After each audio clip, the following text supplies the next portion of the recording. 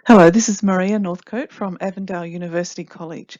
I'm speaking on behalf also of my three colleagues that you can see on the screen, Peter Kilgour, who you'll hear from soon, Lynette Lounsbury and Francesca Sandoval. And our research project that we're reporting on today is all about developing a professional training framework for postgraduate supervisors. And we've used the threshold concepts theory to investigate this problem.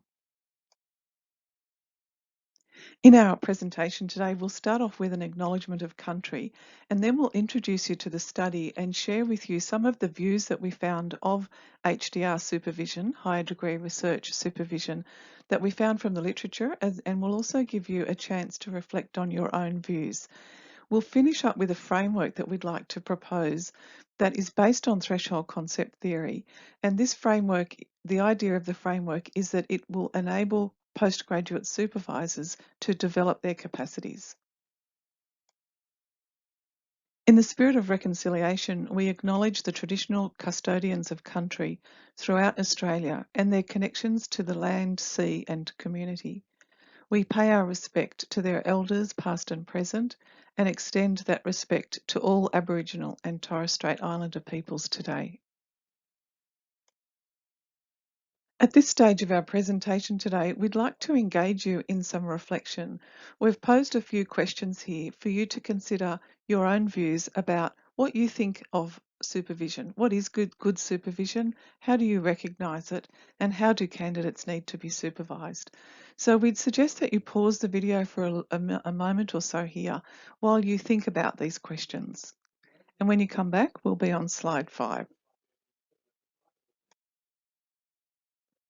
The purpose of our research was to identify what other researchers had found out about views of supervision, good high degree research supervision. So we consulted the literature, including the field of threshold concepts.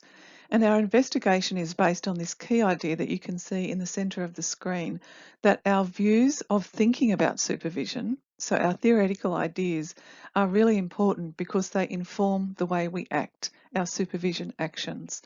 And the end point of our research was to develop a professional learning framework, so a practical framework that informed the way that we train HDR supervisors or the way that we provide professional learning opportunities for these supervisors.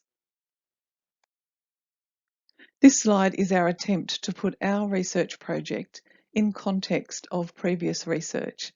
So quite a lot of research has been done about the competencies and the knowledge held by researchers from the level of novice researchers through to experienced. Other people have also found out about the competencies and knowledge held by HDR candidates.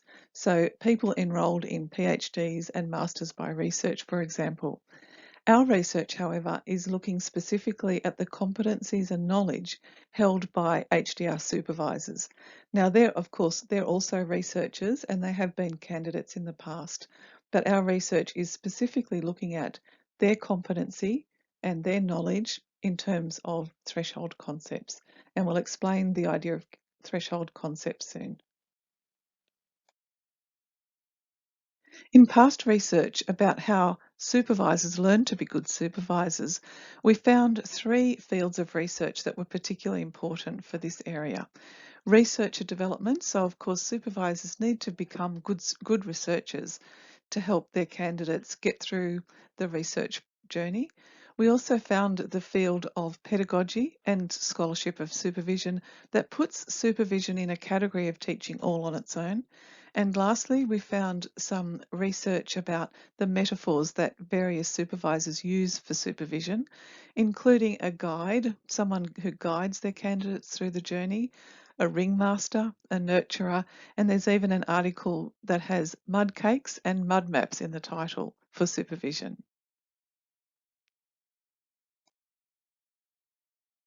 In addition to the 3 fields of research mentioned on the previous slide, we also consulted the threshold concepts theory research, and this showed us that researchers, candidates and supervisors develop or hold or cross learning thresholds as they learn to become researchers, candidates and supervisors.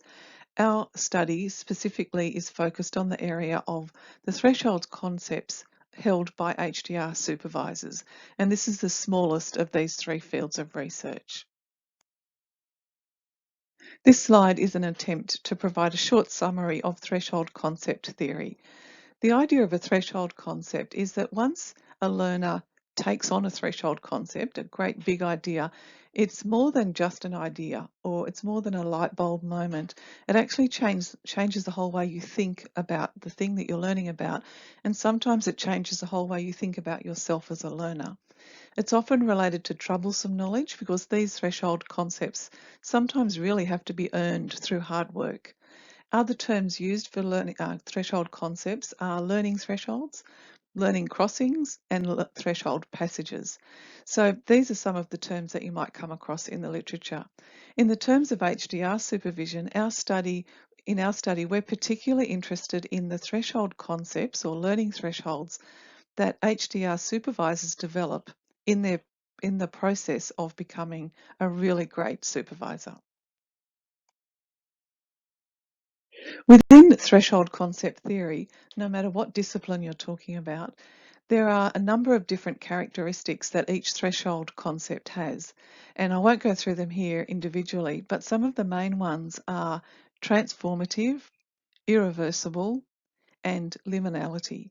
So transformative means that it really changes the way you think about yourself, about the learning, about the issues you're learning about. And the idea that it's irreversible means that the new concepts you develop, they are so important to your learning that they actually become part of you and part of your thinking. So it's difficult to remember a time when you didn't know these things. And lastly, the idea of liminality means that you go from a point back and forth often through easy periods of learning and difficult periods. So the threshold concept theory doesn't ignore troublesome knowledge. So now that we've introduced you to a little bit of information about threshold concept theory and the characteristics of typical threshold concepts, let's look now at an example of a bunch of threshold concepts that Margaret Kiley and Gina Whisker have identified as being developed by research candidates. So these are typically PhD candidates, sometimes master's candidates, who go through their HDR learning journey and develop knowledge along the way. So I won't go through these in great detail today, but we've included them in our presentation because candidates' work is so closely related to supervisors' work.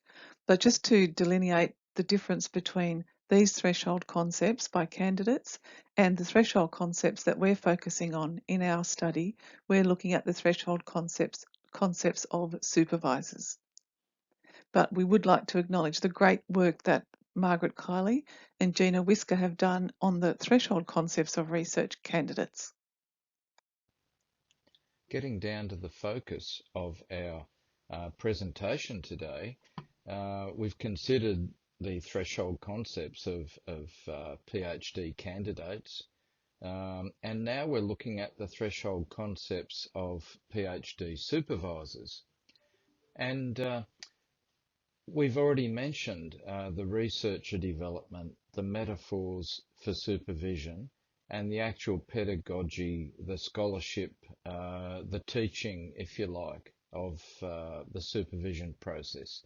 These are the competencies or knowledge that HDR supervisors need to have. So knowing already something about the threshold concepts of higher degree candidates, we've identified a gap in the literature about the threshold concepts for supervisors. If you cast your eye over this slide, you will see some of the literature that we've identified that focuses on rapport between supervisor and candidate and that overall relationship. Continuing on from the last slide, other threshold concepts for HDR supervision that we've been able to identify and still basically related to that relationship between supervisor and candidate we're talking about the supervisor's ability to pick up issues that students may be having in terms of their self-belief in doing the project. Also about the supervisor's understanding of being able to develop their identity in the research space beside the candidate, and including the idea of doctorateness. What is a doctoral candidate? What does it mean to be studying a PhD?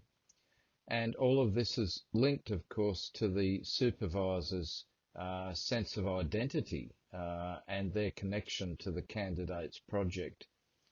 And the supervisor making a choice of how they are going to approach this candidate. And for different candidates, it may be a different approach. Even though Whisker and Robinson's work wasn't all that valuable for identifying supervisor threshold concepts, the three dimensions that they have indicated, however, are good ways forward in having a framework to present the threshold concepts that we already found. And the three of these are learning. This relates to the doctoral project itself and the way the students are going about their research and learning. Secondly, the personal or professional aspect, which relates to the interaction between the supervisor and the student. And thirdly, the institutional aspects, which is the supervisor negotiating their way around the policies and procedures of the institution. To explain our framework that we are leading up to for higher degree by research supervisor training, we constructed this continuum, which starts at the novice candidate, moves through to the graduate at the dotted line, and that person then becomes a novice supervisor who, through experience, will end up at the end of the continuum. And we recognise that there are threshold concepts for candidates in the first half, and then there are threshold concepts for supervisors, or things supervisors have to identify that will help them in working with the candidates. The arrow down the bottom of this diagram is indicating that when one becomes a supervisor, they need to try and identify and remember what the threshold concepts were for them as a candidate, and the things that they had to realise to help them understand doctorateness.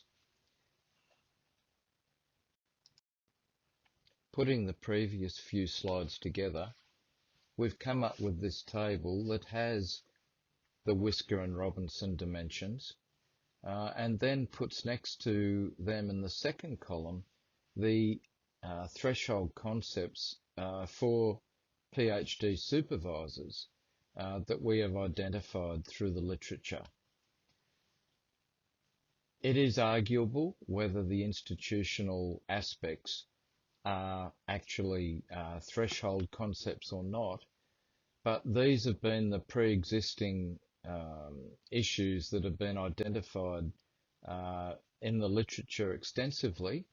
The new ones that we've identified are the ones that go along with the pedagogy and scholarship and the personal and professional.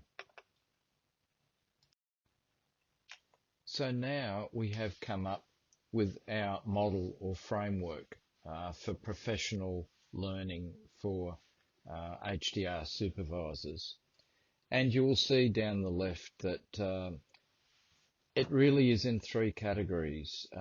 There's the group aspect, the pedagogy and scholarship of supervision, which includes the candidate and one or more supervisors. And then there's the personal or professional, how the supervisor organises their own identity and how to work with the specific student. And then we've got the institutional aspects in regulation, compliance, and administrative processes. The third column is what we've added this time, which says, what does this look like in research training for us? And these are some of the things that we implement and are planning to further implement that will help supervisors overcome some of the threshold concepts.